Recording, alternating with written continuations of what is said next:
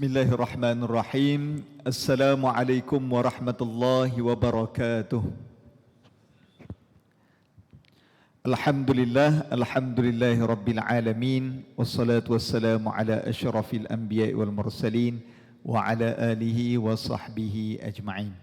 Terima kasih kepada pengurusi majlis, kepada Al-Fadilah Ustazah Afidah selaku pengarah program, kekanda saya Ustaz Faizan, pegawai-pegawai Haliwal Islam, seterusnya tuan-tuan dan puan-puan, hadirin dan hadirat yang dikasihi sekalian. Apa khabar semuanya? Baik. Macam tak makan lagi je ni. Dah makan ke belum ni? Dah. Saya yang belum makan ni. Aduh. Saya keluar rumah tadi lepas hantar anak sekolah pukul 7.45 keluar daripada rumah. Keluar daripada rumah terus jam. Saya kata alamak, dalam perancangan saya nak sarapan di UiTM ataupun berdekatan dengannya ataupun di RNR. Tapi daripada Sepang sampai ke Batu Tiga, jam. Sadaqallahul azim. Jadi alhamdulillah hari ini dapat bersarapan dengan air spring fresh. Yang kedua, saya begitu gembira sekali dapat datang ke UiTM di hatiku Shah Alam ini. Selalu kalau saya pergi mana-mana program lah, termasuklah Forum Perdana Ehwal Islam, selalunya yang ramai adalah wanita. Tapi pelik di UiTM ni seimbang. Wah, lelaki dan wanita sama-sama ramai. Ini satu sudah bagus. Jadi saya ucapkan tahniah kepada penganjur dan semua sekali lah yang difahamkan telah berubah beberapa tarikh dan hari ini kita dapat bersama. Dan saya pun tak sangka disediakan pentas macam dah rancangan TV dah ni. Saya ingat ceramah biasa je, dah jadi ketar lah pula saya ni kan. Ditambah dengan perempuan yang pegang pen dengan kertas lagi, apa nak dicakap ni lagi bertambah. Tengok yang lelaki relax, kami tenang tuan sekalian. Orang perempuan macam tu, daripada Perlis merentas Sabah Sarawak termasuk Singapura. Saya ceramah kat Singapura pun sama. Ni orang perempuan dia pegang apa gini. Benda ni. Mula-mula dia tulis nama penceramah. Nombor 2 dia tulis tajuk ceramah. Apabila ceramah tu dah mula boring, dia mula lukis muka penceramah. Jadi hari ini kita dapat bersamalah insya-Allah. Hari ini kira santai-santai boleh lah Saya difahamkan tuan-tuan pun bukan nak dengar ceramah sangat. Mendatang nak mengisi masa lapang hari Isnin, Monday blues kan. Dia hari ni ramailah. Jadi saya bersama kita santai-santai je lah Lagi kalau saya buat macam kuliah universiti, tuan-tuan orang universiti, sila-sila depan saya ni ada pensyarah gamaknya. Jadi memang dah hari-hari dengan kuliah ilmiah. Jadi ni kira macam dalam surau dalam masjid kita ni, kita bersantai sambil kita mendengar beberapa perkongsian. Boleh? Boleh, alhamdulillah. Baik, muslimin dan muslimat dirahmati Allah Subhanahu wa taala. Hari ini saya diamanahkan untuk bercakap ataupun berkongsi tentang tajuk ihsan. Ihsan dalam pekerjaan, malah kalau dalam akronim madani kerajaan kita hari ini, adanya satu nilai yang disebut sebagai ihsan. Adakah nama ihsan dekat sini? Kalau nama dia ihsan, makna hari ini dia faham apa makna kepada nama dia lah kan. Sebab nama kita sendiri, kita kena lebih faham maksud nama kita sendiri. Kalau kita tak faham, kena tanya mak ayah kita apa maksud nama kita. Jangan kita pula tak faham tentang diri kita sendiri. Itu masalah. Macam nama saya Hariri. Siapa tahu maksud Hariri? Siapa tahu kita pihak unit Ahli Islam telah bersetuju untuk memberi sebuah kereta Pro 2 Alza. Tapi gambar je lah kan. Ustaz-ustaz tak boleh tanya, memang tahu dah lah kan. Dulu pun saya berfikir apa maksud Hariri ni kan. Harare ke? Benda apa ke? Rupanya Harir maknanya adalah sutera. Sutera, silk. Hariri maknanya suteraku. Libasul haram, pakaian yang haram bagi orang lelaki adalah harir, sutera. Jadi itulah maksud nama saya. Macam tak teruja sangat kan? Okay, fine. Saya akan cuba lagi ya. Memang orang UiTM ni kalau nak dengar ceramah semua yang kami tak nak dengar yang lawak-lawak. Kami nak serius. Kami UiTM. Risau dah. Baik, muslimin dan muslimat dirahmati Allah. Bila kita sebut ihsan dan kita kaitkan dalam pekerjaan.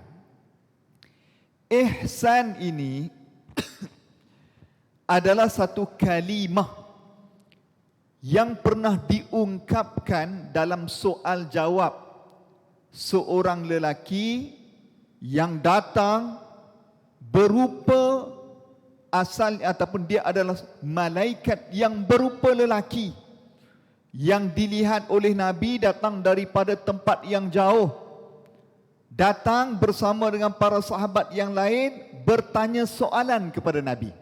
Hadis nombor 2 dalam kumpulan hadis 40 himpunan Imam An-Nawawi.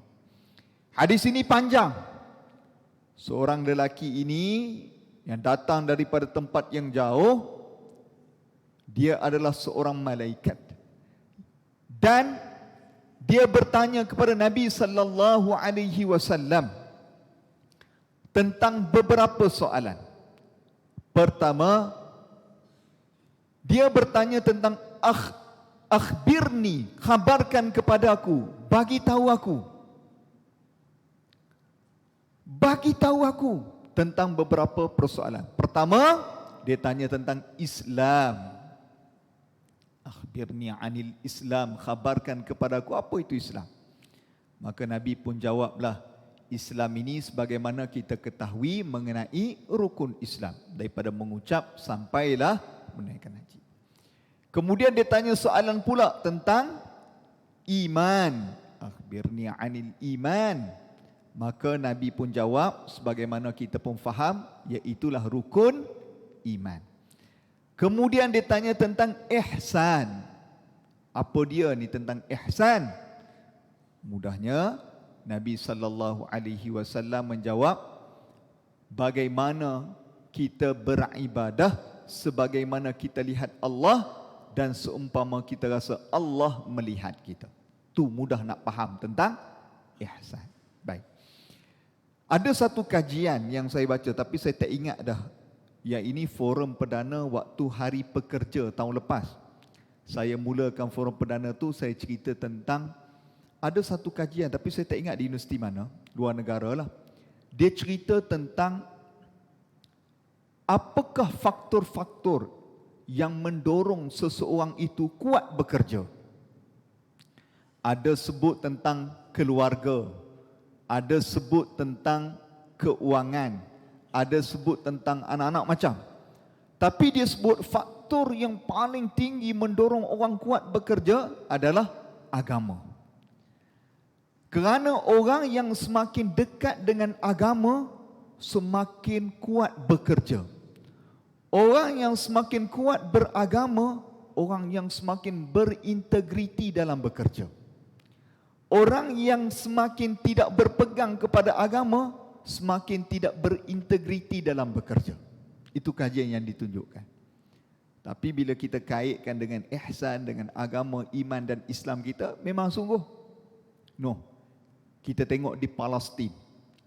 Tuan-tuan pernah fikir tak, kenapa orang Palestin tak berhenti-henti berperang, berjihad sejak daripada zaman Saidina Umar Al-Khattab sampai sekarang tak berhenti-henti. Dan mereka tak keluar negeri. Kalau agak-agak jadi kepada tuan-tuan lah. Ni, orang serang Shah Alam. Tuan-tuan duduk di Shah Alam. Keluar tak Shah Alam? Keluar. Covid pun nak keluar. Tu pun dibuat perintah kawalan. Kalau tidak keluar kita tuan. Tapi orang Palestin tak keluar. Kalau tuan-tuan suka dengar perkongsian daripada Nadir An-Nuri, isteri dia ataupun kawan-kawan, dialah dia buat perkongsian orang-orang Palestin. Kalau dia buat perkongsian, Mereka tak keluar kerana mereka percaya kepada janji-janji Allah. Allah akan berikan kemenangan kepada orang yang berjihad dengan seluruh jiwa dan raganya kerana lillahi ta'ala. Sebab tu dia pegang sungguh janji itu. Kalau dia tak menang atas dunia, dia yakin Allah Ta'ala bagi kemenangan akhirat. Sebab tu ada satu video yang saya ingat viral bulan lepas. Ada seorang mujahidin di Palestin tu yang dia punya video dia dapat ditangkap layar melalui drone. Ketika mana Israel tembak dia sedang berlindung di sebalik batu tu, kemudian lepas tembak tu dia meninggal dalam keadaan dia sujud. Ini orang yang yakin. Dan semua wajah-wajah mujahidin ini apabila mereka cari dan dia akan dikebumikan ataupun wajahnya senyum. Kan kita selalu jumpa senyum. Wah, ini orang yang betul-betul percaya kepada janji Allah. Kenapa dia tak keluar? Karena dia percaya kepada janji Allah. Saya baru ni hadir dalam satu majlis, kalau macam UiTM ni mungkin adalah hari sukan fakulti, maknanya dipanggil apa? Kejohanan sukan fakulti, begitulah. Mahasiswa buat, saya hadirlah. Bila saya hadir majlis tersebut, ada daripada Fakulti Sains dan Teknologi, dia punya perarakan dia tu ala-ala Palestin. Kemudian yang naik menyerahkan bendera kepada VIP ini adalah 2 pelajar Palestin. Bila dia naik tu, saya pun ambil kesempatan untuk bercakap dengan dia lah. Saya kata, berapa lama dah duduk di Malaysia ni, ataupun tahun berapa dah? Dia kata dah tahun 3 belajar di USIM. Oh, tahun 3. Saya kata, tak balik ke? Dia kata, setakat ni dia kata daripada tahun 1 belum balik lagi lah. Saya kata, macam mana keluarga di sana? Dia kata, semua dah tak ada, tinggal abang dia je. Mak ayah pun dah kena tembak. Dia punya adik-beradik dia, tinggal dia dengan abang dia. Lepas tu saya kata, tak balik ke? Dia kata sampai habis belajar baru dia balik. Dia kata yang di sana berjuang cara sana, saya menuntut ilmu untuk kembali berbakti kepada negara saya. Wajah dia tak ada sikit pun sedih kalau macam gitu. Tak ada. Saya kata, ya Allah, kekuatan apa yang dia ada tu? Datang daripada mana kekuatan tu? Datang daripada agama. Agamalah yang buatkan dia kuat begitu. Begitu juga orang yang ada duit, dia bagi segala-galanya. Kerana apa? Agama yang membuatkan dia jadi ringan tangan. Kita, ya Allah, nak sedekah dekat masjid hari Jumaat Parkinson, nak serah RM1 itu, buka beg duit pun hebat. Ada yang 50, sabar dulu dah. Ya. Parkinson. Tapi orang yang boleh bagi segala-galanya ni, ada satu nama. Namanya Abu Talha Al-Ansari. Nama apa tuan-tuan? Saya biasa masuk rancangan Tanyalah Ustaz. Ustaz tanya, Ustaz jugalah yang jawab. Abu Talha Al-Ansari nama dia. Abu Talha Al-Ansari ni dia baca Quran. Lan tanalu birra hatta mimma tuhibbun. Kamu tidak akan sampai kebajikan, keimanan yang paling tinggi selagi mana kamu tidak menginfakkan harta kamu yang paling kamu sayang. Dia baca Quran sampai ayat tu dia menggeletar. Dia terus tutup Quran, dia lari jumpa Nabi. Dia kata, ya Rasulullah, sungguhkah apa yang aku baca tu? Lan tanalu birra hatta mimma tuhibbun. Apabila tidak akan sampai keimanan yang paling tinggi selagi mana aku tidak menginfakkan harta yang paling aku sayang.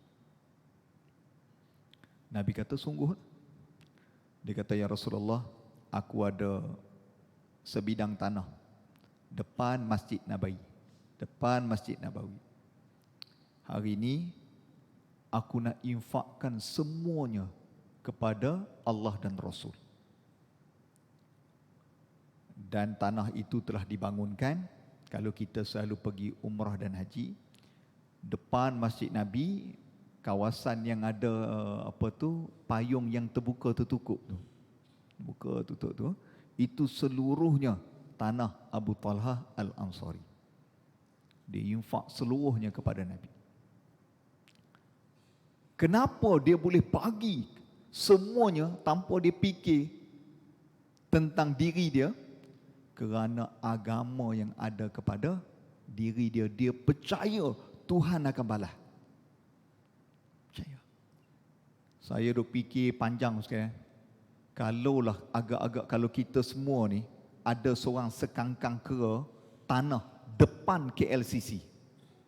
Betul-betul depan KLCC tu tanah kita. Agak-agak tuan-tuan nak bagi free ke, tuan-tuan nak jual? Confirm jual. Tu yang bergaduh kat dekat Kampung Baru tu kan. Sebab apa? Tanah berharga. Push. Kan? Tapi ada seorang rakyat Malaysia. Saya ingat boleh jadi semangat jugalah. Nama dia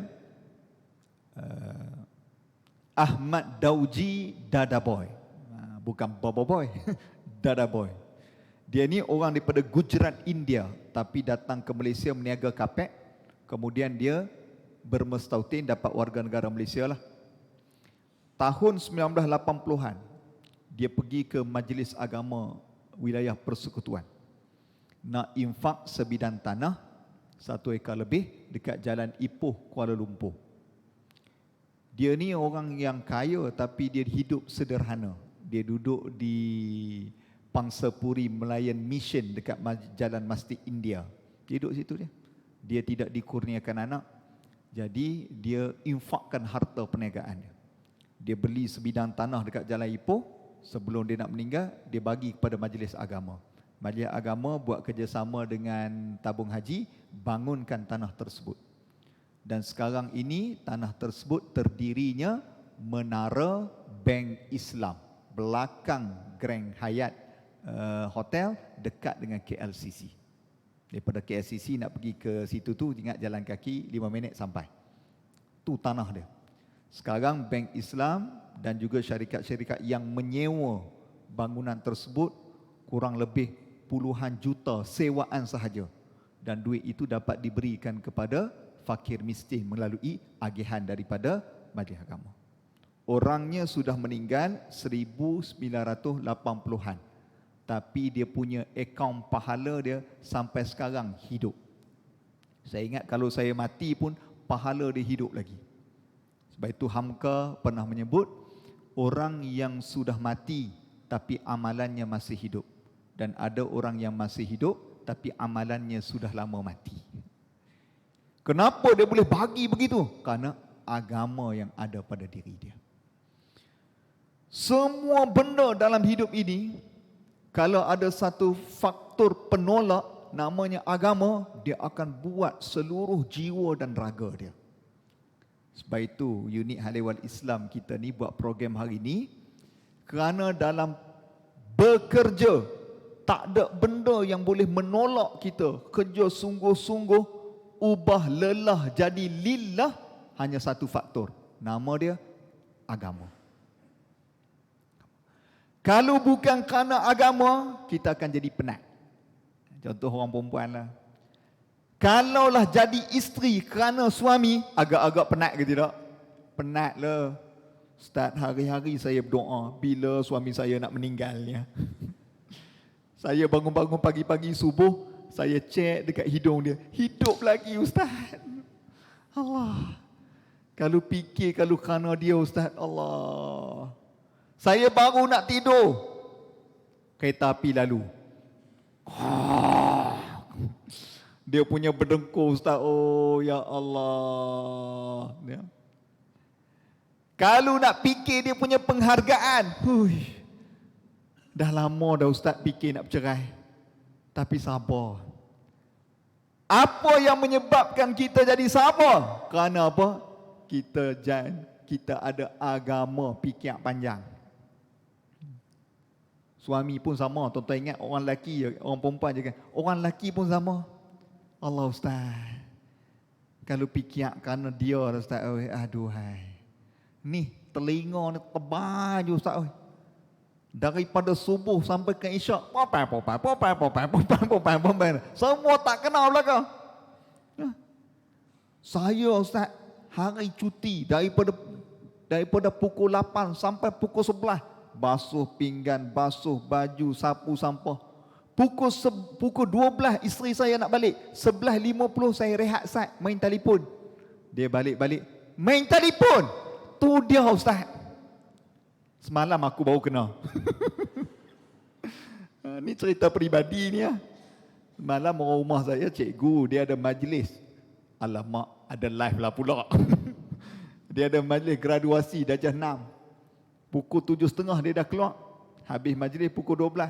Saya basuh baju, sidai baju, cukak tadai, sapu sampah, lipat 3 bakul baju saya lipat. Nampak je keluar forum perdana kat rumah lipat baju. Kan? Lipat baju. Dia balik pukul 12. 11.50 settle, saya rehat. Rehat dekat ni, saya main telefon. Dia balik. Dia kata, amboi, relax nampak? Kuajak betul. 5 minit yang kita rehat tu dia hukum kita seharian. Nak kata apa? Tidak dah dia nak pergi check kat dapur dulu. Kata tak ada. Dia masuk bubuh terus.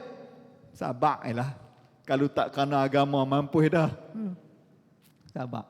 Saya pun memang relax. Orang lelaki memang macam tu. Dia malas jawab. Memang relax main telefon. Ada masalah? Tak ada masalah. Kalau nak fikir kerana orang berbuat jam. Baru ni saya tengok kadang-kadang TikTok ni pun dia kadang-kadang kita jadi scroll ni ke apa, dia menghiburkan. Ada seorang perempuan ni dia komplain.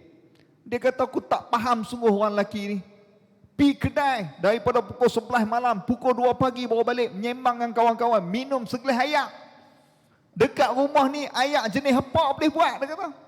Kopi, gula semua ada. Kalau nak gamak suruh masak nasi goreng aku boleh masak Duk pi kedai juga, tak ada kerja. Tu dia. Dia pun bubuh, kita pun tak ada telinga.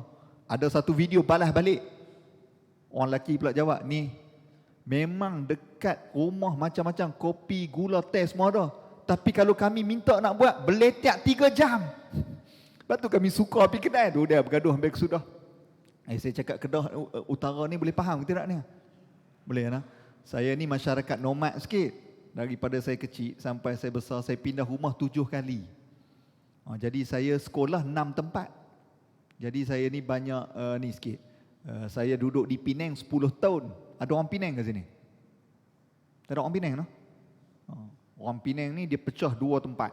Satu kebelah, kalau sebelah dengan Tanjung, dia cakap sambil goyang pala sikit, kami tak tahu pasal apa kami lagu ni. Lagu tu.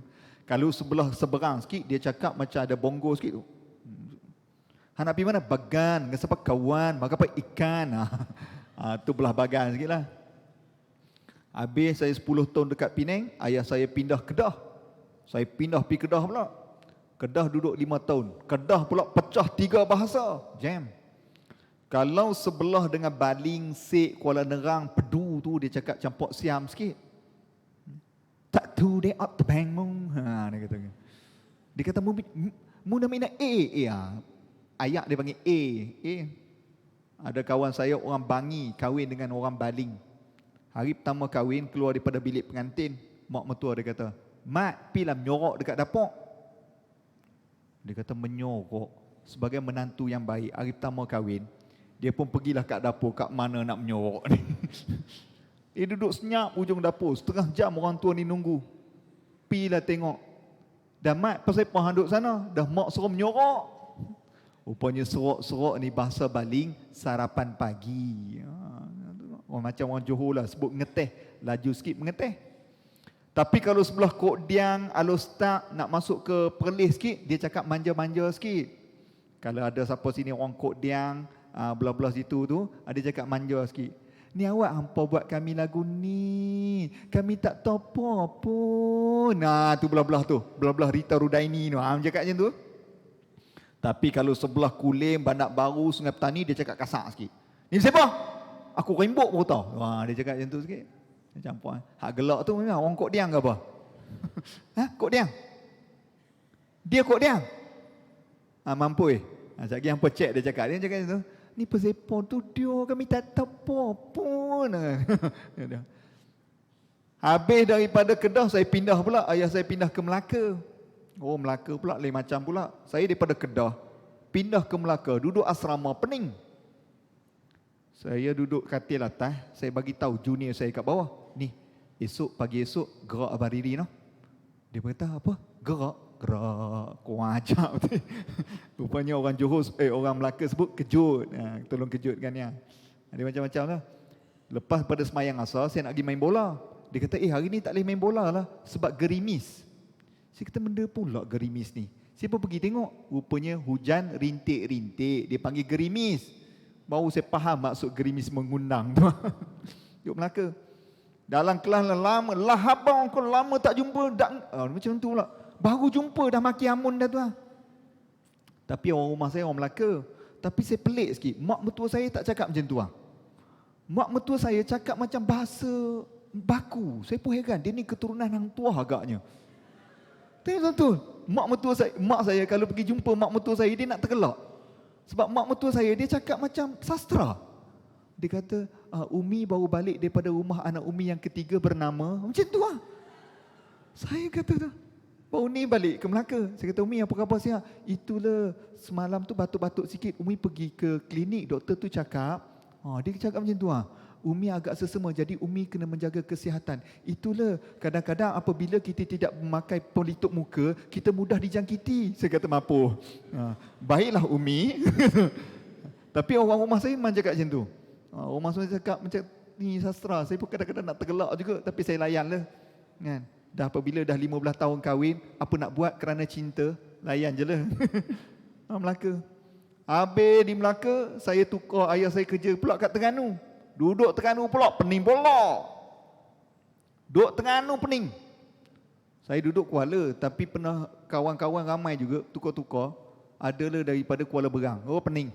Dia kata, awang, muak benda aku duduk seorang, duduk makan ikan, duduk tengok helikopter liwu-liwu.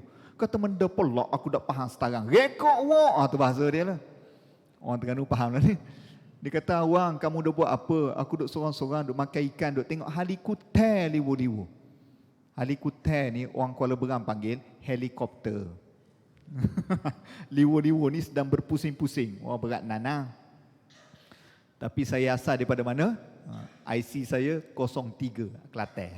Ada Kelantan ke sini? Ama? Orang Kelantan dia bercakap banyak sound effect, cerita biasa je. Dia punya kesan bunyi banyak. Dia kata baru ni aku nak pergi Jabak. Aku kelih ada motor dengan kereta belagor. Gedegang bunyi dia. Mari pula lah ambulans ni no. Orang duduk tepi tu klik pah kelih. Atas motor gedebuk jatuh. Kipas angin biuk kereta api gedek. Dia banyak sound effect, cerita biasa je. Sekian dimaklumkan. Sebab itu UiTM, bagus dia kerja kat UiTM ni seluruh Malaysia, betul? Janganlah daripada awal bekerja sampai pencen Shah Alam tak tukar-tukar. Mana ada perkembangan? Shah Alam je. Kalau kata anda ditukarkan ke UiTM Machang, yes!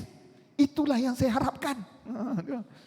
Lepas 3 tahun, tukar pula UiTM Merbuk, tukar. Barulah banyak pengalaman. Ini Shah Alam je. Lepas fakulti sains, fakulti seni. Lepas fakulti seni, fakulti sukan. Lepas sukan, HEP. Itu je. Mana berkembang tu? Tukar. Bahkan tukar-tukar tempat kerja ni sunnah Nabi. Nabi tukar-tukar kerja. Jadi kalau ada bahagian sumber manusia kat depan ni, bila nak tukarkan orang, masukkan perkara ketiga. Sesungguhnya pertukaran encik sebahagian daripada sunnah Nabi. Masukkan. Baik, itu selingan sajalah. Agama faktor penolak. Kalau kerana duit, tuan-tuan bekerja, happy tak? Tak happy. Saya ingat UiTM ni kurang lebih macam saya. Sebab saya tengok Ustaz Faizan lama bekerja, tapi Sama kurang saya lah. Kalau kerana duit, frust. Siapa kat sini kerja lebih 20 tahun? Lebih 15 tahun? Ramai Kalau tak angkat tu ramai lah tuan. Yang kerja lebih daripada 15 tahun ni, dah grade 54 ke belum? Ke 52? Ke 41, 44, 36, 9? Sampai ke sudah? Frust tak? Frust lah. Saya pun sama ni. Saya dah bekerja ni tahun ke-15 saya. Pangkat sama. Dekat JAKIM naik pangkat ikut umur. Kalau grade 48, umur kat 50 baru dapat. Dan ramai di JAKIM tu kalau baling batu, yang tangkap semua 41, 44. Sebab majoriti dia. Umur 52 masih 44. Ada tuan 55 masih 44 tuan. Susah ni pangkat sebab dia close service. Saya ingat UiTM pun kurang lebih samalah, kecuali ahli akademik lah. Ahli akademik dia ada kemasukan dan kenaikan dia lain lah. Kalau pentadbiran kurang lebih sama lah. Kalau kerana duit pangkat, frust. Kenapa tuan? Tahun ni berapa bicara perkongsian kita nak buat? Tak payahlah banyak-banyak. Kita kerja macam mana pun ini jugalah. Ada junior yang kerja-kerja. Dik, selamatlah dik Good luck dik Adik adalah bakal next chancellor. Kita ni. Hak lama-lama ni malah dah lah. Tuan, tahun ni berapa KPI kita nak buat? Macam 10 tahun lepas lah. Sama. Kalau kerana duit pangkat, frust. Betul tak? Betul. Buat kerana apa? Kerana orang. Kerana bos. Kerana bos tu bertukar. Ataupun bos tu pernah menyakitkan hati kita. Frust. Frust. Apa lagi? Kalau seorang tu bekerja kerana apa lagi? Kerana tempat bekerja. Seronok di UiTM Shah Alam. Tiba kita kena tukar. UiTM Melaka. Frust. Apabila kita buat kerana kepentingan dunia, kita tak akan dapat nikmat selamanya. Kita akan jadi frust. Tapi kalau kita buat kerana lillahi ta'ala, ni ihsan ni. Ihsan ni selepas dia ada Islam, dia ada iman, dia akan nikmat ihsan tu. Tu Nabi gabungkan dalam satu hadis. Orang yang ada lillahi ta'ala ni, selepas dia faham Islam, dia ada kuat iman, maka dia buat kerana lillahi ta'ala. Nampak? Suami tak hargai dia ke? Suami dia ni banyak menyakiti hati dia ke? Lantak awak lah. Saya hidup ni bukan kerana awak, tapi saya hidup ni kerana lillahi ta'ala. Saya nak masuk syurga bukan kerana awak, tapi saya nak masuk syurga kerana redha Allah. Saya buat kerja rumah ni bukan nak dapatkan kerana apa ni, kasih sayang awak semata, tapi yang paling penting saya nak dapat kasih sayang Allah. Saya buat tanggungjawab ni, masak nasi sedia untuk awak ni bukan kerana awak, tetapi kerana Allah suruh saya taat kepada awak. Lain tak? Lain. Jadi kita ni happy. Suami pun sama. Bekerja penat bukan kerana kita untuk semata-mata isteri dan anak-anak, tapi kita buat kerana Allah suruh kita bekerja. Apabila kita ada perasaan macam tu, teruskan lain. Contoh semayang. Kita nak kait ni. Macam kita semayang. Cuba tuan-tuan sampai semayang, tuan-tuan break sekejap. Sebab itu imam, saya tengok ada imam bila soft, luruskan soft, kemudian dia baca Bismillahirrahmanirrahim, Qul a'udzu birabbin nas, malikin nas, di samping menghindarkan penyakit-penyakit hembusan syaitan, tapi cool down sekejap. Supaya kita yang datang bekerja daripada mana-mana tempat nak semayang zuhur, kita masuk, tenang, niat. Nawaitu usalli fardu zuhri arba'a raka'atin lillahi ta'ala. Aku datang sembahyang ni zuhur 4 rakaat lillahi ta'ala, kerana engkau suruh ya Allah. Tuan-tuan angkat takbir, Allahu Akbar. Itu namanya khusyuk. Tapi kalau kita tergesa-gesa sembahyang Allahu Akbar, kita tak rasa, aku tinggal pekerjaan, aku break sekejap, mari di masjid ni kerana kau suruh ya Allah. Kalau tak mari dah kita. Lain bila kita faham tentang kalimah lillahi ta'ala. Kita faham Allah Ta'ala tengok kita. Tapi janganlah pula dekat mesin punch card tu, sahaja aku bekerja hari ini 12 jam, 8 jam kerana Allah Ta'ala. Terkejut pula yang dekat belakang tu. Tapi nak cerita orang yang dia buat sesuatu kerana Allah Ta'ala, dia tenang. Sebab itu tuan-tuan dirahmati Allah, ni namanya ihsan. Ni namanya ihsan. Kita rasa hubungan kita dengan Allah Ta'ala. Apabila perasaan itu datang, tu namanya ikhlas. Ikhlas mai daripada mana? Daripada ihsan dalam diri kita. Mai ikhlas. Buat sungguh-sungguh. Buat dengan penuh sukarela, passion. Orang yang nak berjaya dalam semua bidang yang dia buat, dia mesti ikhlas dalam pekerjaan dia. Passionate kepada kerja dia. Baru ni saya tengok satu podcast peninju muda negara sekarang ni. Nama dia apa? Jojo. Budak tu umur 17 tahun sekarang. Tapi dia punya tumbukan, dia punya semangat lain macam. Jadi pengacara yang tanya dia tu, dia kata, boleh tak cerita tentang hidup kamu? Macam mana kamu boleh jadi juara dunia One Championship? Macam mana jadual kamu? Dia cerita. Dia kata dia bangun pagi, dia jogging 12 km. Setiap hari ni 12 km pagi. Habis 12 km dia break, masuk gym. Masuk gym dia kena tumbuk sebanyak 300 kali tanpa henti. Kali break 15 minit, sambung 300 kali, break 15 minit, tumbuk 300 kali, 3 pusingan. Habis kaki pula. Break, sambung sampai pukul 12. Rehat, makan. Maknanya daripada pagi dia tak makan sampai pukul 12. Break, makan. Pukul 5 sambung balik 12 km. Setiap hari. Setiap hari.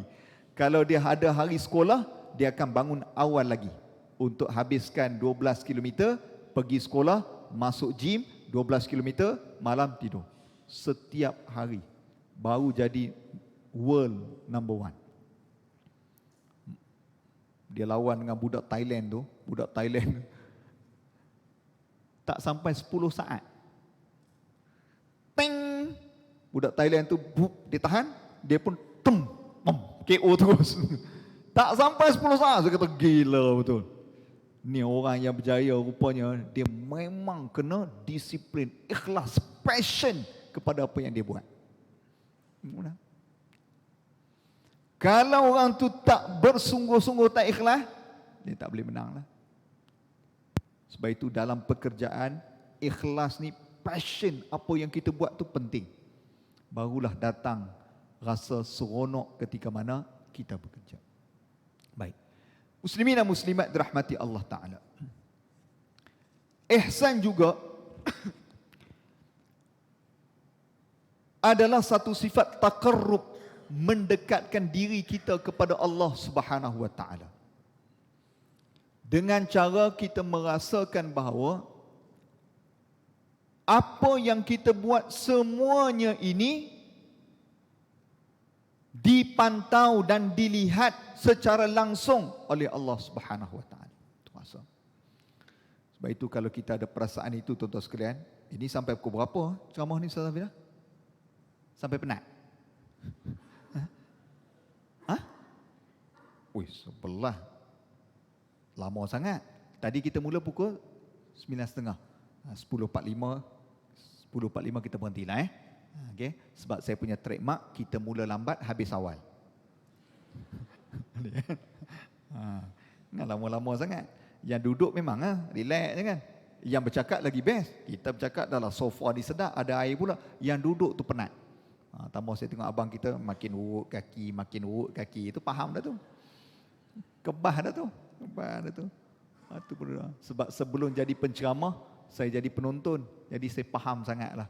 Jadi penonton ni kan, aduh bila kejar dah dia ni lama sangat ni kan.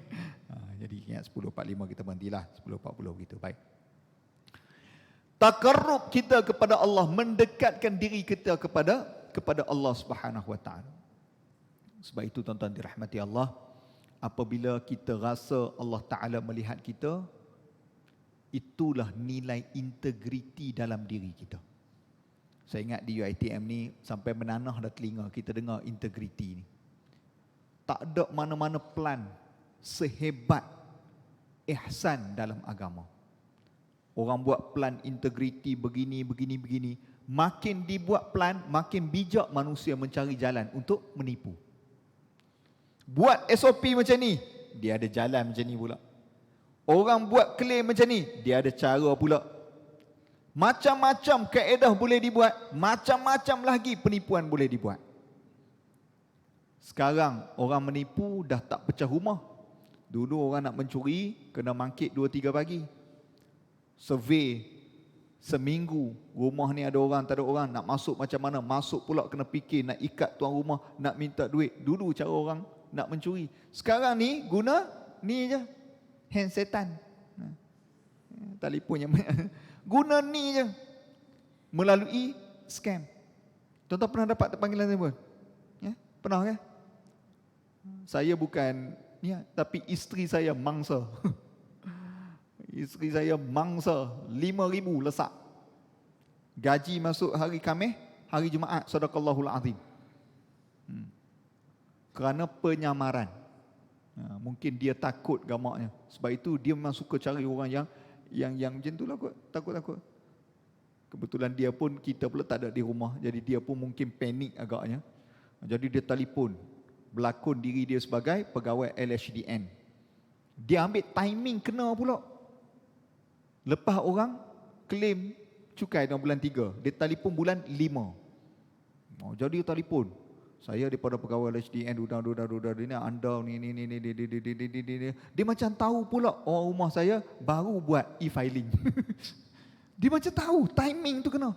Jadi dia dalam keadaan kabut. Dia pun pap. Bila pap tu sekali, dia macam bau tersedar. Tu sebab tu orang kata kadang-kadang macam kena apa? Orang panggil apa? Bukan santak apa? Pukau pun ada juga. Dia mana? Lepas tu dia tag saya. Dia kata, abang gini-gini. Saya kata, sadaqallahul azim dah lah. Ya. Pergi report pun, polis pun gelak. Cik pun baru kena. Ya. Laporan cik ni hari ni yang ke-38. Ramai dah. Balik nak macam mana? Saya pun telefon ke bank untuk dia block lah. Sebab kita dah memberi TAC number kita. Kita memberi TAC number tu. Dia kata tolong buat dulu. Dia kata dia minta TAC. Kita pun bagi nombor TAC. Dia masuk sekali. Dia bertukar. Kata nak buat macam mana lah. Habis lah. Tak ada rezeki lah. Bila isteri gaji habis bulan tersebut, apa berlaku? Susahnya suami. Kita kena membayar balik gaji. Gila. Nak buat macam mana? Tak ada rezeki. Bergaduh ni tak guna juga. Nak ambil balik pun tak ada macam mana. Tengok. Orang mencuri lagi bijak macam tu. Saya pun pernahlah kena juga. Dia telefon. Mengaku sebagai pegawai polis. Saya dah tahu dah. Sebab kita banyak tengok ni. Saya pun lawan balik. Saya kata, cik, tak payahlah cik nak tipu saya begini-begini. Dia kata, dia marah kita pula. Kata, cik buat kerja haram. Mana tahu duit haram. Dia pula ceramah kita. Sekarang ni aku bersalah ke dia yang bersalah ni? Dah confused. Dia tak ada, tuan-tuan pernah kena? Kan? Dia nasihat dia. Oh, lain macam tuan-tuan sekalian. Sebab itu kadang-kadang ada jugalah. Apa tu, ada soal ni lama dah viral yang orang tu telefon, cik kami nak menawarkan insurans gini. Oh, saya tak perlukan insurans kerana saya ada ilmu hitam. Saya tengah bercakap dengan cik ni pun saya telah terawang-awang. Saya kalau kereta langgar saya tak mati. Saya ada ilmu hitam. Kawan tu jadi takut. Okay. Saya rasa saya tak perlu ambil insurans kerana insurans tak penting. Cik nak tak ilmu hitam daripada saya? Kawan tu pula kena psycho dengan dia. Rupanya kadang-kadang kena buat macam tu juga kayaknya. Tapi dia orang ni cakap, dia terus tu. Dia orang follow kita punya conversation melalui Facebook. Sebab itu kalau nombor telefon kita tulis dekat Facebook kita, siap. Kadang-kadang kita nak menjual, kita letakkan WhatsApp number kita, daripada situ dia ambil. Dia tukar profil, dia berlakon jadi macam-macam. Makin canggih, makin cekap penipuan. Sebab itu, pelan manusia, dia hanya boleh mengawal. Tapi dia tak boleh untuk menghalang penipuan, kecurangan dalam pekerjaan. HR boleh buat pelan macam-macam. Pelan integriti, akor janji, angkat tangan, kami berjanji tidak akan tunda-tunda. Macam-macam. Tapi dia boleh kawal, dia tak boleh hapus. Tapi yang boleh kekang kita punya perasaan ni apa dia? Hanya satu saja. Perasaan ihsan kita kepada Allah Ta'ala. Kita rasa Allah Ta'ala tengok kita. Hak ni tak ada pelan pun tak kisah. Tak ada ikrar pun tak kisah. Kerana setiap hari kita lillahi ta'ala. Tapi payahlah nak dapat kekuatan dalaman untuk dapat pendinding diri macam ni, dia bukan sekejap. Dia bukan hari ni unit Ahli Wal Islam buat program hari ni, semua selesai 40 orang. Alhamdulillah, kami 40 orang ni iman kental. Tak ada masalah. Unit Ahli Wal Islam bawa lagi 40 orang, siri kedua, selesai. 50 kali siri, UITM bersih daripada masalah. Kalau begitu penyelesaian dia, senang. Tapi tak ada. Iman tak dapat diwarisi dari seorang ayah yang bertakwa. Ia tak dapat dijual beli. Ia tiada di tepian pantai. Walau apapun caranya jua, engkau mendaki gunung yang tinggi, engkau merentas lautan api, namun tak dapat jua dimiliki jika tidak kembali pada Allah. Sambung. Letih ceramah dengan tuan-tuan ni. Buat lawak pun tak gelak, tanya soalan pun tak jawab, suruh sambung nyanyi pun tak nyanyi juga. Hai, UITM di hatiku sungguhlah. Ustaz Faizan dengar kata dia lagi sedap suara dia. Kita ni hembus sikit-sikit lah. Tak boleh selesai. Tapi macam mana nak selesai? Dia kena sentiasa didik selalu. Macam kita nasihat anak kita lah. Bang, semayang. Selesai ke masalah? Tak selesai. Kena hari-hari. Sebagaimana kita pedih telinga ayah kita duk nasihat kita, sebegitulah sekarang kita susah didik anak kita. Kerana manusia. Dia bukan robot yang boleh tonton boleh ihsan. Ni integriti. Integriti. Tak ada manusia. Hari ini dia semangat. Contoh lepas dengar ceramah, selalu iman naik. InsyaAllah, Alhamdulillah. 2024 ni aku tak mau dah buat kerja-kerja macam tu. Aku insaf dah. Aku nak kerja on time, tak mau mengular dah. Esok kawan mari. Mat, pot baru. Semalam bicara Madani.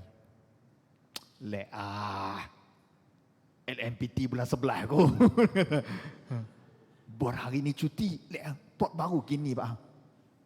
Steady, aku ikut hang. Sadaqallahul azim.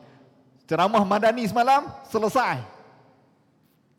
Tak sampai sehari, manusia.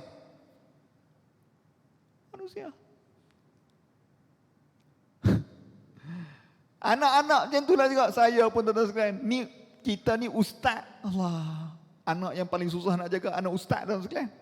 Ya. Anak saya main bola. Ya Allah, suka main bola. Sebab itu dalam rumah saya, almari cermin tak ada. Kalau tuan-tuan mari rumah saya, macam padang jarak pandang terkukur. Ruang tamu kosong je. Almari cermin tak ada. Pasu apatah lagi. Memang diharamkan. Sebab banyak kejadian. Pasu pecah. Jam dinding jatuh semua. Sliding door 3 kali dah repair. Bergerak. Kerana dijadikan tiang gol. Ujung sana sliding sini. Abang dia sepak. Kedegang pun. 2-3 kali. Beralih lah sekalian. Kita nak tolong. Kokek aku kata budak ni dah. Nak marah. Jangan main. Esok main pula. Yang tukang beli bola kita juga. Boleh. Gitulah. Sekarang maghrib lewat. Yang maghrib awal dekat 6.55. Ingat tak waktu tahun lepas tu maghrib lewat. Saya ni ya Allah berdiri depan rumah tak balik lagi. 6.50 tak balik lagi. Maghrib 6.55. Tak balik lagi main bola. Saya kata mana pula ni. Dia balik 6.55. Orang bang dah. Allahu Akbar, Allahu Akbar. Balik dah. Saya kata balik. Maghrib dah ni. Apa jiran-jiran tengok. Anak ustaz forum perdana pula. Jiran-jiran kata apa anak ustaz balik lama sayang. Dia lalu depan saya. Susah jadi anak ustaz ni. Menjawab. Saya kata lantak awak lah. Susah jadi anak ustaz ke apa ke. Balik. Aduh. Saya pula duduk sebelah rumah ayah saya. Ayah mak saya duduk dengan saya sebelah rumah. Saya buang pagar tengah-tengah. Jadi macam satu kawasan lah. Dia tok ni dengan cucu dia sayang sungguh. Allah. Jadi kalau kita nak marah lebih, tok backup. Backup. Kalau saya mengajar Quran, apa 2-3 kali, bukan po. Ayah lalu kat sliding. Slow sikit, jangan marah sangat. Dia balik main bola lambat tu sekalian. Satu hari tu saya kunci pintu, geram sangat. Maghrib saya kunci pintu. Dia habis, tolong habis. Saya buat tak reti kan. Dia pergi rumah sebelah. Tak sampai 5 minit, satu ketukan pintu. Buka. Pak saya. Alamak. Kita pun buka lah sekalian. Anak kita masuk. Selamat tok backup sekalian. Aduh. Susah. Anak ustaz pun susah. Saya kadang-kadang bila orang kata, ustaz bagus anak ustaz. Yalah, hanya aku yang tahu. Macam-macam. Oh, depan orang pandai berlakon. Depan orang, ya Allah, pakcik bergabung berlakon ilmu tinggi sekalian. Dalam rumah kita, ya Allah, ya Tuhan. Subuh, macam tu juga. Subuh. Tapi kalau kita ni jenis, bangun sekali. Lepas tu kita biar ya. Sampai besar anak kita tak lekat semayang. Kita ni boleh mari masjid ni kenapa? Pak kita, betul tak? Ayah kita garam, betul? Kalau tak kita pun buat tak reti semayang. Mak kita pula walaupun tak garam tapi dia support pendidikan ayah. Tu kita jadi macam ni. Waktu ayah kita marah, semayang. Ni dah pukul berapa? Mak kita tak ada lalu belakang. Abang. Abang pun subuh pukul 8 tak payah abang. Jam pendidikan. Sebab tu dia kena sentiasa. Sebab tu Haliwah Islam buat program pusing, ulang. Sebab pengulangan itu menguatkan keimanan. Ulang. Sebagaimana kita ulang kepada anak kita, sebegitulah juga kita perlu diulang-ulang peringatan. Baik. 15 minit terakhir ni tuan-tuan sekalian. Setelah saya cerita apa maksud ihsan, apa itu kekuatan kepada pekerjaan dia datang pada agama, hari ini saya nak kongsi juga panduan ulama bagaimana nak menghadirkan rasa ihsan dalam diri kita. How to, macam mana nak buat. Pertama tuan-tuan sekalian, manual agama ni nama dia Quran. Itu manual dia. Tuan-tuan takkan jumpa jalan agama kecuali melalui panduan Quran, hadis, ijma' ulama, qiyas dan juga bimbingan daripada para asatidz. Dia tak boleh jalan lain. Tuan-tuan tak boleh buat kaedah sendiri ataupun faham secara sendiri, tak boleh. Kita ni pun walaupun mengaji pun rasa tak cukup lagi. Pun tak boleh buat sesuka hati. Cari ni sedia bahan untuk ceramah. Kenapa? Kita tak boleh buat suka hati kita. Begitu juga macam mana nak didik diri kita menjadi ihsan, kita mesti jalan, iaitu pertama melalui Al-Quran. Quran ni dia adalah hudal linnas, petunjuk bagi manusia. Manual kehidupan kita. Tuan-tuan duduk di universiti, kalau ada sini librarian, perpustakawan, tuan-tuan pergi kat library UiTM, cari mana-mana buku. Ada tak mana-mana tesis, dia tulis, tesis saya paling sempurna, lengkap. Takkan ada. Semua penulis, pengkaji, dia akan tulis, di bab kelima namanya recommendation, cadangan penambahbaikan. Saya telah mengkaji integriti di Shah Alam. Saya cadangkan pengkaji seterusnya untuk fokuskan lagi kepada sektor-sektor korporat di Shah Alam. Contoh, dia bagi tahu kajian dia tak lengkap, dia minta pengkaji seterusnya lanjutkan kajian. Tapi Quran dia declare muka surat pertama. Buka Quran dah terpampang surah Al-Fatihah, surah Al-Baqarah. Dzalikal kitabu la raiba fih hudal lil muttaqin. Inilah kitab Al-Quran, la raiba fih, tak ada cacat cela langsung padanya dan petunjuk bagi kita semua. Dia declare diri dia sendiri. Dah kalaulah Quran kata macam tu, kita pun buat tak indah, macam mana nak dapatkan diri kita ihsan? Sebab itu Quran. Caranya macam mana? Kita sudah berumur, saya ingat rata-rata depan saya ni 30 tahun ke atas takut Mungkin ada yang muda sedikit daripada situ, tapi rata-rata tengok mungkin 30 tahun ke atas lah. Mungkin ada yang sebaya dengan saya 26, mungkin adalah 23 nampak gaya. Aduh. Umur ni kan dia meningkat.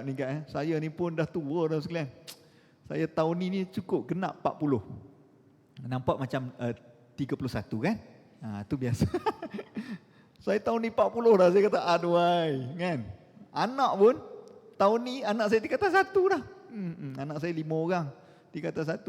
Saya pun macam sekarang ni musim hantar periksa. Periksa masuk sekolah ni, periksa masuk sekolah ni. Ambil cuti manja nak hantar anak periksa. Periksa tak dapat. Mana satu yang dapat ni? Tak dapat. MRSM tak dapat. Ni yang Jaiz tak tahu pula ni. Saya kata tak tahulah apa nak jadi ngawak ni kan. Bila tengok dia pun lebih kurang aku pun macam tu dulu kan. Reba lah kan. Umur meningkat, kita dah tak boleh baca Quran macam kita sekolah rendah dulu. Macam mana baca Quran sekolah rendah dulu? Dzalikal kitabu la raiba fi hudal lil muttaqin. Baca ya tak boleh. Apabila umur kita meningkat, kita mesti upgrade bacaan kita. Dengan cara apa? Kena baca terjemahan Quran. Faham apa yang kita baca. Sesuai dengan umur kita yang meningkat. Apabila kita baca dan kita faham yang apa kita baca, barulah Quran itu hidup dalam diri kita. Apabila Allah sebut, Ya ayyuhallazina amanu, wahai orang-orang yang beriman. Kita kena masukkan panggilan itu, kata ulama, Allah panggil kita. Wahai hariri yang beriman. Ayat selepas ya ayyuhalladzina amanu semuanya adalah ayat pesanan, sama ada suruhan ataupun larangan. Jadi kalau la apa ni? Lima takununa ma la taf'alun. Wahai orang-orang yang beriman, jangan kamu cakap apa yang kamu tak buat. Kamu cakap tapi kamu tak buat. Kita tak boleh baca wahai orang-orang yang beriman. Kita kena rasa diri kita yang diberi pesan oleh Allah. barulah Quran itu hidup dalam diri kita. Jangan kita ambil riba contoh. Jadi bila kita nak buat pinjaman, kita teringat ayat yang kita faham. Aku ni memang tak ada duit, tapi aku nak buat pinjaman, aku kena jadi peminjam yang beriman, kena pinjam secara Islam, walaupun tinggi sikit, tapi aku ikut perintah Tuhan. Tuh. Ada peluang untuk ambil curi, kita teringat ayat yang kita baca, jangan ambil benda bukan hak kamu. Datang daripada mana pesanan ni? Mak kita pesan ke? Ayah kita pesan ke? Tapi adalah bacaan yang kita baca dengan kefahaman kita. Jadi saya nak cadangkan kepada tuan-tuan lah.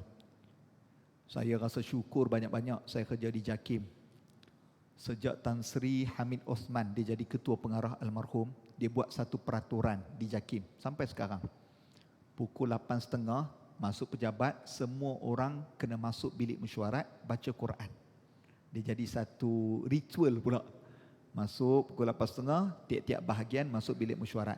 Seorang baca Quran, ramai-ramai ikut. Seorang baca terjemahan, seorang lagi baca doa. Cukup 15 minit, buat kerja masing-masing. Siapa yang ada mesyuarat, silalah. Yang free akan masuk ke bilik mesyuarat. Tiap-tiap pagi sampai sekarang. Saya rasa syukur banyak-banyak kerana tiap-tiap pagi Isnin Jumaat dapatlah baca Quran. Mungkin kat rumah tak sempat, tapi dibaca dengan terjemahan. Mungkin di UiTM ini tak sama situasi macam tempat kami. Tapi tuan-tuan boleh buat untuk diri tuan-tuan. Di tempat meja tuan-tuan yang banyak kerja tu, kita ada meja kita masing-masing kan, ada file, ada macam-macam, mesti ada Quran atas meja kita. Dan Quran tu Quran peribadi kita. Kalau boleh tuan-tuan beli Quran. Apabila kita beli, baru kita sayang.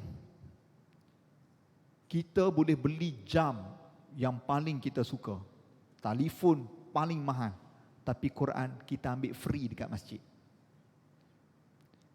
Tuan-tuan beli Quran, Humairah ke apa benda ke yang ada tagging tak tagging, orang perempuan minat lah, orang lelaki nak pilih hak kecil ke besar, mesti ada Quran peribadi yang tuan-tuan lipat, tuan-tuan selak, tuan-tuan tanda, tuan-tuan nak buat apa bebas. Quran ni tuan-tuan jangan rasa macam aku kena jaga. Kemuliaannya kepada pengamalan dia. Kita memuliakan Quran dengan menjaga fizikalnya, tapi kita tak mengamalkan apa yang Quran suruh. Kita kalau orang letak Quran di bawah, hei, marah, tapi selak pun tak pernah. Kita akan print ayat Quran gantung dalam rumah kita, kita tak faham pun ayat itu. Kita gantung supaya tetamu datang masuk, oh ini keluarga beriman. Sebab apa? Ada ayat Quran yang kita gantung. Padahal kita pun tak faham apa yang kita gantung. Dan kita tak baca pun setiap kali kita masuk. Kita cukup menjaga kemuliaan fizikal Quran, tapi kita tak faham isi kandungan Quran. Kan rugi. Jadi, meja kita mesti ada Quran. Beli sendiri sekalian. Tuan-tuan nak tanda, tuan-tuan nak bulat, sila. Jangan takut. Sebab itu tengoklah dulu atuk-atuk kita. Atuk kita ni dia ada Quran yang kertas dia tu warna kuning. Tengok kan? Sekarang ni jarang dah jumpa kuning. Tuan-tuan tengok Quran dia macam mana. Dia lipat, dia tanda, dia bulat, dia letak tarikh, terkoyak sampai hilang benang tepi. Dia baca sungguh. Saya ingat Quran itulah akan menghadap Allah Ta'ala nanti. Inilah yang dia baca. Kita mungkin tak ada Quran yang boleh defend kita. Kenapa? Sejak baca hak ni, kadang-kadang tak ada Quran kita. Jadi saya ingat, saya pun dulu macam tuan-tuan jugalah, kita ambil Quran free. Apabila guru saya cakap, dia kata, setiap orang mesti ada Quran peribadi dia. Saya terus beli sekarang. Beli, saya lipat, saya tanda, letak tarikh. Apa saja tuan-tuan nak buat, tuan-tuan rasa ayat ni penting, tuan-tuan garis. Tuan-tuan kata, kalau sedih, kat sini tuan-tuan boleh nampak dah. Sebab apa? Kita faham. Jadi saya cadang letak Quran di tempat masing-masing. Setiap hari satu ayat. Satu ayat je. Jangan banyak-banyak pula. Sehari A'udzu billahi minasyaitonir rajim. Sampai pukul 12 duk taranum sorang-sorang mampu. Kata ni mesyuarat, jangan kacau. Sedang baca Quran. Dia pula datang semangat dengar Ustaz Faizan baca Quran jadi imam sedap, dia pun masuk esok. A'udzu billahi minasyaitonir rajim. Kawan yang sebelah Masya Allah. 5 tahun aku kerja satu jabatan dengan dia. Hari ini aku baru tahu dia qari. Bismillahirrahmanirrahim. Allah. Sebelum ni aku kutuk dia, rasa bersalah. Ya Allah, dia mulia. Sadaqallah. Taklah kan. Satu hari satu ayat ya. Satu ayat. Tapi baca dengan terjemahan. Isnin. Qul huwallahu ahad. Tutup. Katakanlah Allah itu satu. Esok pula Allahu samad. Ya, tak ada lain, memang satu. Lam yalid wa lam yulad. Hari apa dah? Gabu. Kami walam yakul lahu kufuwan ahad. Jumaat. Sadaqallahul azim. Islam. Mungkin tuan-tuan kerja di UiTM 10 tahun, tuan-tuan boleh khatam 30 juzuk Quran dengan terjemahan. Wah. Tapi satu hari satu ayat. Jangan banyak-banyak. Takut tuan-tuan esok semangat, tuan-tuan baca satu muka surat seterusnya 5 tahun akan datang.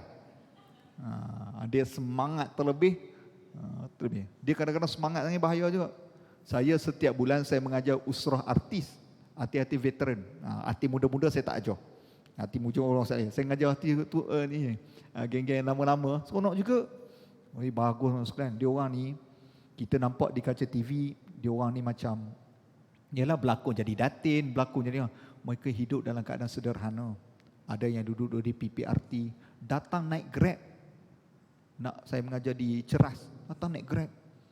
Macam ya Allah, saya kata tapi dia punya semangat tu, datang kelas dan sebagainya. Tapi saya nak katakan kesungguhan apabila dia dapat rasa Quran dalam diri dia, kesungguhan. Baca satu tak apa, tapi istiqamah. Jangan semangat. Saya selalu pesan kat mereka. Saya kata bila kenal agama jangan drastik. Jangan drastik. Agama ni sederhana. Hari ni dia masuk usrah, esok purdah, ajem. Ni kan 40 orang, mari esok baju hitam. Ya. Subhanallah, subhanallah, subhanallah. Dan jom makan, subhanallah, jangan. Aku sedang berzikir kepada Allah. Aku tidak memerlukan makanan fizikal. Cukuplah makan mampu. Yang ni pun semuanya duduk surau, tak berhenti, duduk masjid, UiTM. Ada mesyuarat? Jangan. Tidak ada tempat yang lebih mulia melainkan masjid. Mampu. Jangan terlebih. Cool, tenang. Relax bro, relax. Agama sederhana. Perlahan, sikit. Yang penting istiqamah. Itu penting. Jangan terlebih sangat. Lepas tu istirahat. Jangan. Istiqamah. Sikit. Satu-satu. Secara tak langsung tuan-tuan akan jadi seronok dengan Quran. Macam mana nak seronok dengan Quran? Kalau boleh baca berlagu, baca berlagu. Tak mampu baca berlagu, dengar bacaan berlagu. Kita beruntung. Ustaz Faizan ada sini. Saya selalu tengok dia punya Facebook dengan ni. Dia suka kadang-kadang UiTM buat live solat Jumaat ke seronok. Mana nak dapat sekalian? Kalau saya jadi imam, saya ingat, tak ada orang ikut lah. Lagu sama je. Itu je. Ustaz lagu apa? Hijaz Baiti, tak ada. Lagu sendiri. Tapi orang ni, tuan-tuan request, tuan-tuan nak lagu apa? Tuan-tuan rasa nak mendayu-dayu. Jiharkah dia bantai. Tuan-tuan rasa, macam Jiharkah ni macam lagu raya. Takbir raya. Macam tu. Allah. Mari ayat sedih dia baca sedih. Ayat garang dia baca garang. Sebab tu kita duduk di Mekah. Kita tak faham pun imam baca apa. Tapi kita menangis. Sebab apa? Alunan tu. Tu Quran. Sebab itu duduk di pejabat. Bukalah YouTube Quran. Ini buka semua lagu menyayat hati. Pagi-pagi pukul 9. Tiara menggamit kenangan zaman persekolahan. Mampu. Pukul lepas tiara. Tiada ku sangka sejak detik itu kau membuka pintu kamar di hatiku. Pukul 11 pula lagu lain pula. Sedih manjang. Bila nak naik iman ya? Sedih. Allah, ya Allah, teringat zaman dulu-dulu nak mampu. Quran. Bila Quran jadi hiburan, datang semangat. 1, 2. Tengok janji palsumu, janji manismu. 5 minit. Nombor 2, macam mana nak naik ihsan? Tuan, semayang. Semayang ni dia satu disiplin. Disiplin untuk ingat Allah. Subuh, kerja, Tuhan suruh break. Semayang, ingat Allah. Kerja petang, waktu kita tengah rehat, break. Semayang. Maghrib, tengah kita nak tengok TV ke apa, drama apa, break. Semayang. Kemudian nak lena, tu break. Semayang. Tengok. 5 waktu ni dibuat untuk kita setiap hari ingat Allah. Sehingga kalau tak ada semayang, ingat tak Allah? Kita ingat time susah. Tapi kalau semayang, kita buat kerja, tak semayang lagi ni. Kita jadi susah hati. Ni semayang. Adalah tempat R&R dalam kehidupan yang Tuhan suruh kita rawat diri kita, rehat diri kita dan kita ingat Allah Ta'ala. Jadi semayang. Jangan culas semayang. Jangan lewat-lewatkan semayang. Kerja rajin macam mana pun, pukul 3 kena selesai semayang zuhur. Jangan sampai masuk separuh masa kedua. Ada yang dia jamakkan semayang dia. Dia semayang zuhur pukul 4:05. Assalamualaikum warahmatullahi wabarakatuh. Assalamualaikum warahmatullahi wabarakatuh. Allahu Akbar, Allahu Akbar. Alhamdulillah, mempercepatkan semayang asar. Padahal tu dia punya zuhur lain. Tak mau. Okey, jaga. Jadi saya ingat semua orang datang sini ni semua orang jaga semayang. Kalau tidak, tak mari masjid ni. Okey. Semayang adalah untuk kita ingat, refresh. Nombor 3. Macam mana nak dapat ihsan? Kena geng dengan orang baik-baik. Kawan boleh ramai, tapi sahabat kena cari orang baik-baik. Apabila kita kawan dengan orang baik-baik, automatik kita jadi baik. Contoh, kita ni tak berapa minat pakai shawl. Kita geng ikan bawal. Falsafah tudung kita bawal. Tapi kalau kita duduk meja sebelah yang pakai shawl, setiap hari sembang shawl. Setiap hari dia pakai tu, kita pun, shawl ni semudah sebenarnya. Tak apa, kalau kau tak boleh, aku tolong ikatkan. Esok pakai shawl kita. Kerana pengaruh rakan sebaya. Macam tu orang lelaki, kita tak berapa minat bola. Tapi kalau dah member sebelah, hari-hari cerita Manchester United yang di tangga ke-8 sekarang. Hari-hari Liverpool menang 4-0 malam. Hari-hari menyebabkan sedikit sebanyak kita tahulah siapa pemain tu. Kenapa? Orang sebelah. Kita ni isap rokok. Tapi bila nampak Ustaz Faizan, boom, kita buang rokok kita. Kenapa? Segan. Sebab itu kena geng dengan orang baik-baik. Dalam hidup kita, tuan-tuan, tak kisahlah kita siapa-siapa. Tuan-tuan mesti ada seorang guru yang tuan-tuan rasa apa-apa, tuan-tuan boleh rujuk dia. Sama ada mak ayah kita, kawan kita hak baik, pensyarah ke, guru kita ke, siapa-siapa mesti ada dalam hidup kita.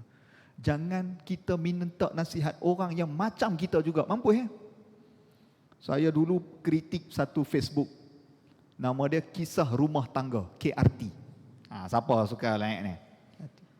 Saya kritik bukan apa. Saya rasa bukan penyelesaian rumah tangga. Batu api rumah tangga. Dia buat masuk dalam status. Suami saya begini. Mohon pandangan semua. Ada 180 komen. 179 komen. Kalau aku dah lama aku tinggal. Kau tak payah. Ni tukang batu api ni. 180. Pendapat saya seperti mana di atas. Sama. Tukang batu. Sebab apa? Yang minta nasihat kepada orang yang sama macam dia. Tak selesai masalah. Kena pergi cari orang yang ada ilmu, berpengalaman, yang boleh nasihat kita. Yalah, suami awak macam ni. Hang cuba tak cek? Ataupun ada tak longgak-longgak dalam rumah tangga apa? Semayang tak jaga ke? Ataupun hang sendiri. Jadi kita rasa, aku cek balik. Kalau kita cari orang yang lebih kurang kita nak cari orang yang sedapkan hati kita, tukang sokong je lah. Memang kalau suami aku ya kah? Sama naik, settle. Jadi mesti ada orang yang baik. Jadi kita ni siapa-siapa pun kita, sama ada kita pemandu, kita kerani, kita mesti cari circle yang baik. Circle ni sama circle ni, saya ingat circle yang baik ni sebab suka datang program yang baik-baik. Nak jumpa orang baik-baik, pergilah ke tempat yang baik-baik. Lepas itu saya ingat pensyarah saya dulu, dia kata kalau nak cari jodoh ke universiti, carilah dekat program unit hal ehwal Islam. Jumpalah. Pergi cari dekat konsert, memang lebih kurang kita lah. Jadi kalau tak ada jodoh, mari masjid. Okay.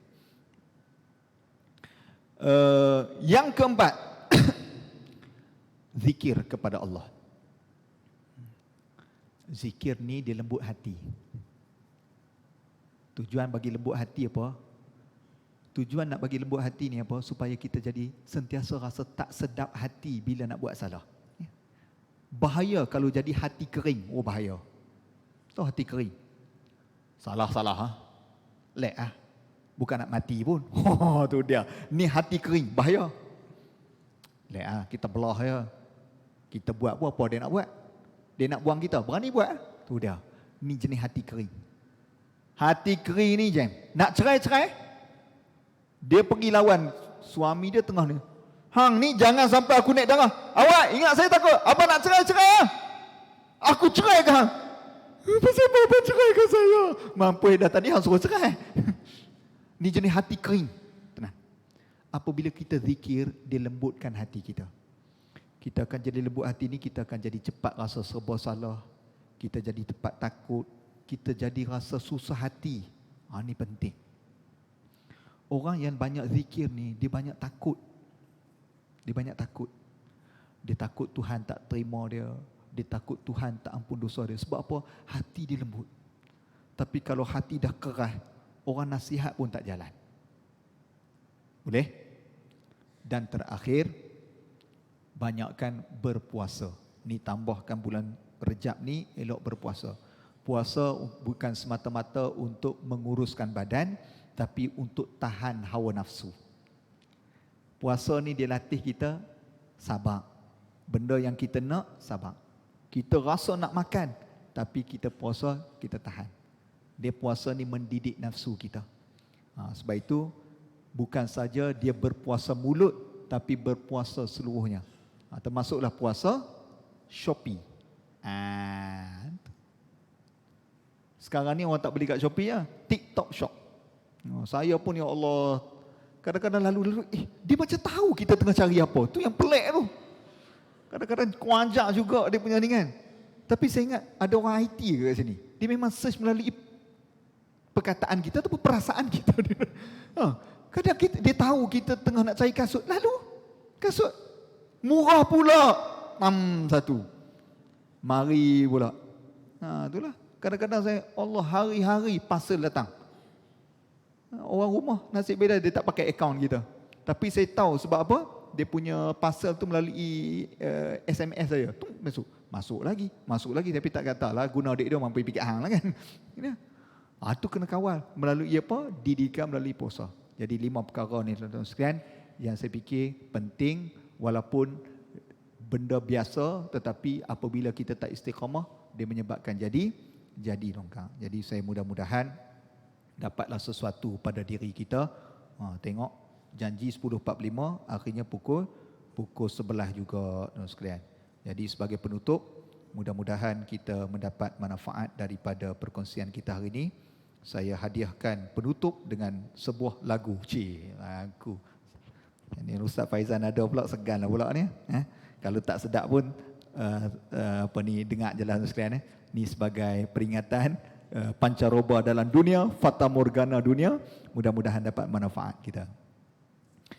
Sudah menjadi lumrah kehidupan di dunia, cabaran dan dugaan mendewasakan usia, rintangan dilalui, tambah pengalaman diri, sudah sunnah ketetapan ilahi.